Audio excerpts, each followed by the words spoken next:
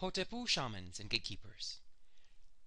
Today is January 13th, 2015, and we reach the final day of this tableau on the screen you see here of our dream work using the Papyrus of Ani from ancient Kemet. And I wanted to wrap up this 10-day block of dream training by giving you a little bit more to think about tonight as you fall asleep in terms of the meaning of the image. What makes an image come to life is meaningfulness. That could be something as simple as a picture of someone you remember from high school, or a best friend, or a moment in your life that was important. Just by looking at the image, the meaning that you associate with that image floods in a flux of emotions, and that emotional nexus is what gives the image power for you. What's really happening is you're going into a trance state. The emotion puts you, we say, underwater. Water is code for trance. So the more meaning you put into something, the deeper into a trance meditative state you'll enter. So with that said, let's take a little bit of a tour through this image, and tonight, our last day of this image, I will not repeat this image until the perihelion around January 4th, 2016. So, here we have Ani here with his hands raised, and note he has two left hands. Left is symbolic of receptive, meaning he's extremely receptive, he's in a trance state. So you want to see your hands like this, two left hands, meaning I am very, very entranced, I am very, very deep in meditation. These two left hands mean the person is very much in meditation. We have here this table of offerings, which resembles simply a table of offerings. But in Kemet, every single solitary detail has meaning. One of the main differences between the Western world and the Western religions and the Kemetic religion is that in Kemet, every single feature of a scene or an image has deep, resounding meaning. So for example, we have here at the bottom this mat upon which the table of offerings sits. Well, that mat is a symbol for knowledge, because the mats were often made of papyrus, woven papyrus. Papyrus is code for paper. Paper is where you write cosmologies, scriptures, and information. So this is saying that he has technical knowledge. This mat is saying he has technical knowledge of what to offer the gods in order to go into a dream hypnosis state. Then we have here this evergreen type tree. This is the tree of life, what some call the Kabbalah. It is implied here that his feet walk upon the knowledge, or walk towards the knowledge of the eternal tree. Now, if you look at this tree carefully, this golden part resembles what's called a sheshe, or an Egyptian sistrum, a tool used that had, you would shake it, and it had like little symbols, little symbols like little bells in there, so to speak, and you would use it to shake away or to scare away evil demons like depression and sadness and being morose. So it resembles that instrument.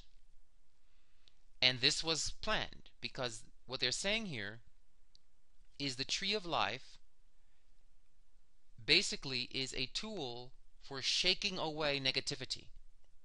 When you climb the tree of life, when you study the tree of life, it is an instrument to help you shake away the ignorance of darkness and evil and harmful forces. And it's an evergreen tree because, well, he's going towards ever life, ever eternal life. So that's hiding in here. Then you have these two pedestals here with this central flower column between them. And these two pedestals represent these three altogether. This central column represents several things at once. It represents the spine, where the chakras are. It represents the sacrum, because your sacrum has 8 holes. It's shaped like a kind of delta shape, like this. And at the base of your spine, at the sacrum, there are 8 little holes. And look, 1, 2, 3, 4, 5, 6, 7, 8 little blooms. And each of those 8 holes correspond to the Ogdoad, the great 8 creator gods, also known as the trigrams of what came to be called the Yijing Oracle. Each of these holes is controlled by a trigram, and the gay men who learn the Golden Beetle techniques learn how to activate this set of 8 gates in the spine and the sacrum. And actually, when gay men perform anal sex, it triggers these 8 gates. It can trigger the awakening of the dynamics of the trigrams, or the 8 great forces of nature, in the gay man. Okay, so then we have the spine, we have the tailbone, and the 8 holes of the tailbone, and then we have a lotus up top. This implies the crown chakra. So we have the base chakra, the sacrum, and the crown chakra all kind of squeezed into one image, compacted here. And if you look at this blooming white water lily or lotus, it's got 3 basic sections. That's very important, because flowers are controlled by a very strict mathematical pattern, particularly their petals or their leaf formation, how the leaves arrange themselves around the stalk, and how the petals arrange themselves in these what's called Egyptian temple sequences, or Fibonacci spiral golden ratio sequences. So there's a theme here of sacred geometry, sacred math, in the process of awakening the chakras. And this triumvirate is very important because it forms what's called a trine in astrology, the perfect triangular shape. And a trine corresponds to the perfect 5th harmonic. La, la, la, la. That harmonic is the perfect 5th. It's a very kind of balanced and soothing and hollow sound. It's the most harmonious sound in music, and any structures that are based upon the perfect 5th are very beautiful to the eye, very balanced to the eye, very aesthetic. So we have this trinal feature, which is very key in the gay astrology system that I have revived from ancient Kemet, where we have a whole zodiac based more so than upon 12 signs, more upon 3 sections of 120 degrees, 3 trines. And that technique is extremely powerful. And so the flower here, because the word Ankh means flower, it also means star, and here it means crown chakra, that has been awakened through sacred geometry and the breathing through the 2 channels in the chakras, called the left and the right channel, called the Ida Pingala, and the central Shushumna. All of these things are hiding in here, packed into one multivalent symbol. So this is the spine. Then these 2 pedestals represent the 2 channels along the spine, also called the 2 fish along the boat of Ra. Again, the Ida Pingala, the left and right channel. And notice that the top of the table makes this kind of, again, delta triangular shape. Yes? And this corresponds to brain hemispheres at the top of your spine, top of your chakras channels. Okay? Note that there are 4 strokes here. 1, 2, I'm sorry, here 5 on this side. 1, 2, 3, 4. 1, 2, 3, 4, correct, and 4 over here. These 4 strokes correspond to the 4 elements, earth, water, air, fire, that the chakras control. And then we have here this table with items placed upon it. And each of these layers of items have meaning. So this first layer of breads and dough is the earth chakra, made of bread or matter. That's the root chakra. You see here. Then you have these rows of offerings here that look like plates with food in it, but they resemble, if you look at them carefully, binary stars. So this links to, and it's oval, not circular, the way that planets orbit in an elliptical shape. And so it talks about the study of stars, and they also resemble a cell dividing.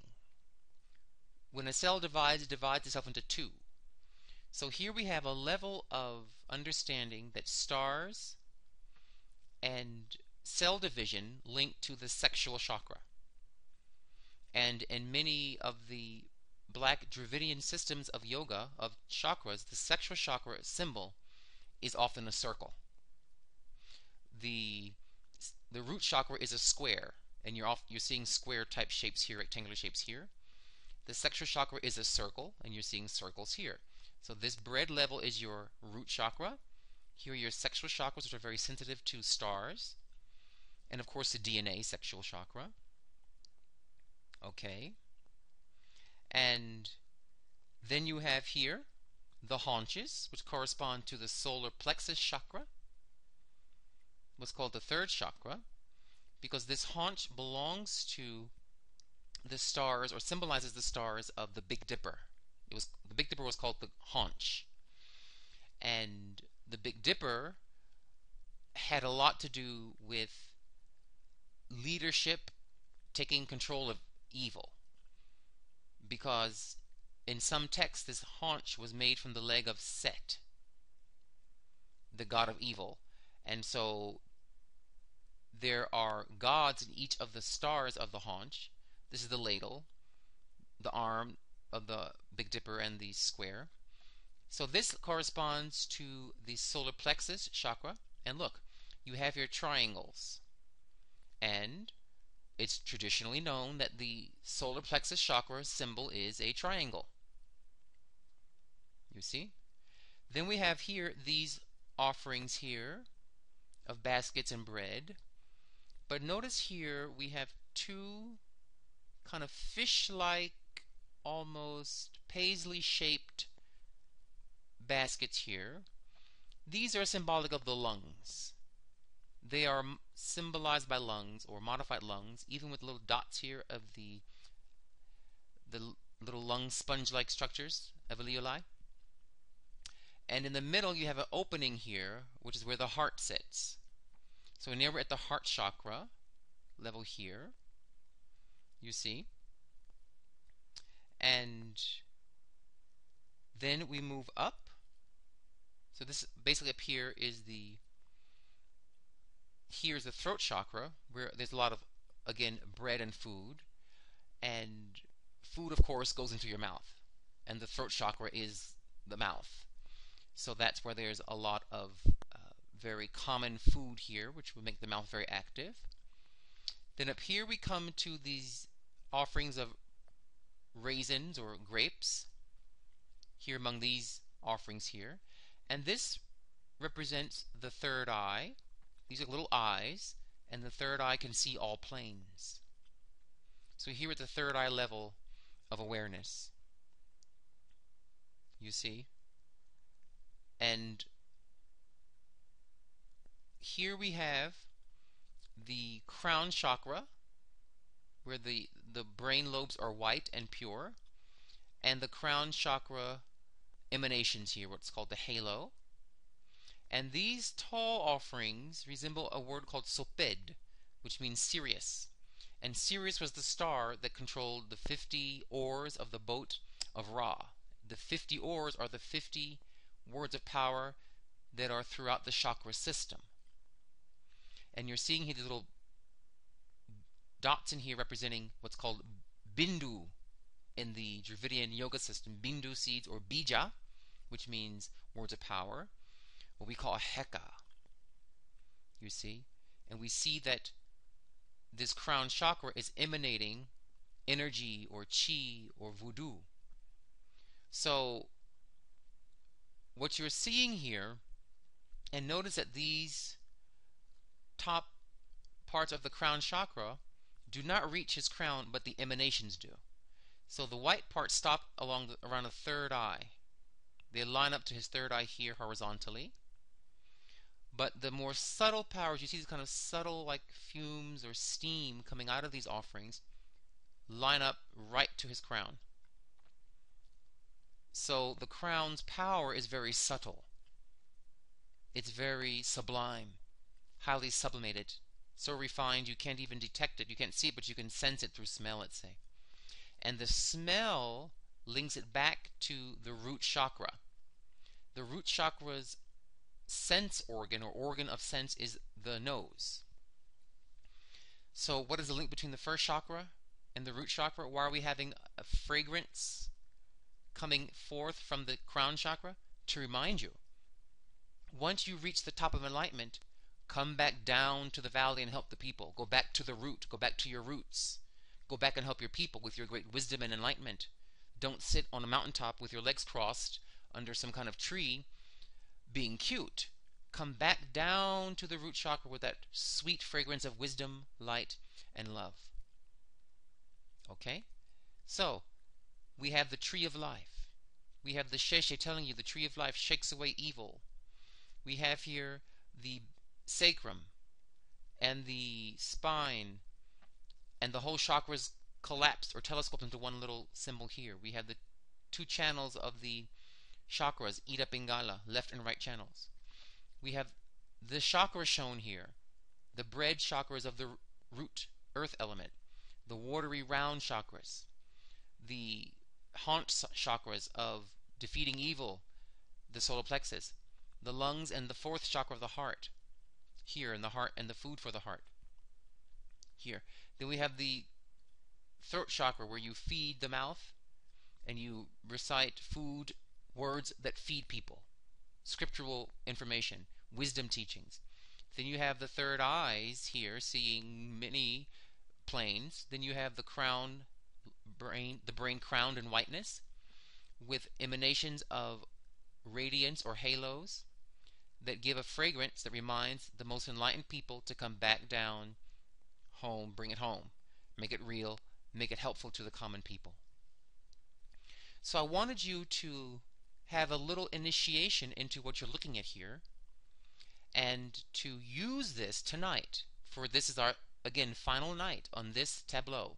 Tomorrow I will do a video on the next scene. We will not revisit this scene for another year. Okay? And notice again, Ani's clothes are white, meaning pure, with radiance of gold, like sunshine on it. Golden, meaning he has mastered his chi, his life force, because Ra is the sun, and gold never tarnishes. So a person who has used his chi according to divine law is gilded. His life force is eternal. His life force will not tarnish. He cannot be corrupted. You cannot corrupt gold. It's forever pure, forever true to itself. We said he has two left hands, meaning he's in deep meditation and highly receptive. He wears armlets.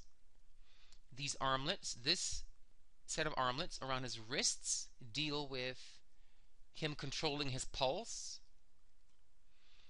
that he is aware that he must control his heart or his pulse, meaning keeping his, the word heart means mind, keeping my mind very calm. Yes?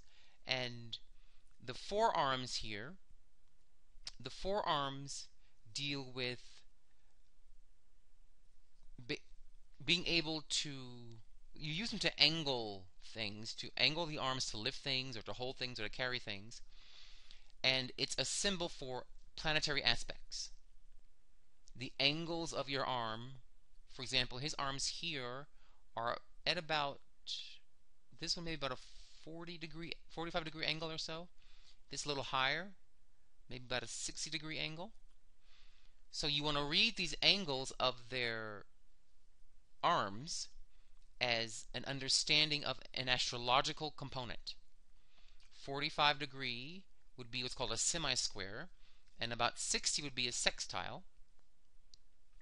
And a semi-square implies that he understands that he has to face challenges, that there are going to be challenges and glitches and roadblocks, but you have to face those. And the sextile says you have many opportunities if you push through it to evolve, to grow, to dream better and better, and to climb higher and higher in the tree of life, to find ever more deeply the meaning of your stars. So tonight when you go to sleep, lay down, and by this point you've had already basically 9 days. You're an expert by this point for practicing. And as you practice, try to now add the meaning, not just the design and the imagery, but try to think of, okay, I remember seeing this tree in my dreams for the last 9 days or so, but it's the tree of life that shakes away like musical instruments of Kemet bad vibes. And this is my sacrum, and this is my crown chakra, and this is my sexual chakra, and this is the smell of enlightenment that must waft back down to the common people to help the people in need. And try to get as much of that meaning, because the meaningfulness will make it deep for you and will keep you in a very deep trance, and that trance depth will amplify your dreaming skills. So I wish to leave the last day of this tableau for meaningfulness, because life without meaning is not worth living. So may you be pure of robes, may your character be as pure and incorruptible as gold. May you face your challenges of 45 degrees and take opportunities as they come to you, and may you be receptive in deep trance with your 2 left hands, receptive to awakening your chakras from the root to the crown. Enjoy tonight's dreams. They're going to be fantastic. Be well. Dwawend. Hotepu, my dear beloved gay community.